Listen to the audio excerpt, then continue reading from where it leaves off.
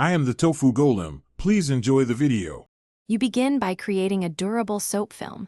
Combine 1 cup water with 2 tablespoons dish soap and 1 teaspoon glycerin. Glycerin slows evaporation so the bubble lasts long enough to transfer. Stir gently without frothing. Once mixed, let it sit for 5 to 10 minutes so bubbles settle.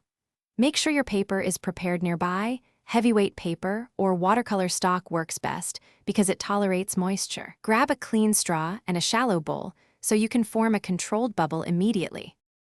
You now form the bubble and transfer it to the paper.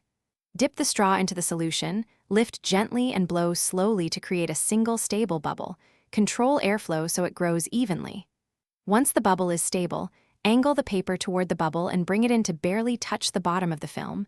Do not press. Hold still for a moment so the film wets the paper surface. Then withdraw the straw and let the film collapse, leaving its ring pattern on the paper. Finish by laying the paper flat to dry. Drying slowly preserves the ring detail and prevents smudging. Once dry, you can optionally seal the image with a light fixative spray to protect it. If bubbles keep bursting before transfer, add a bit more glycerin or reduce air pressure when blowing. You want a slow, steady stream. If the paper wrinkles, switch to heavier stock or blot excess moisture quickly. These small tweaks ensure clean, repeatable bubble prints. Thanks for watching. Consider subscribing if we helped you today.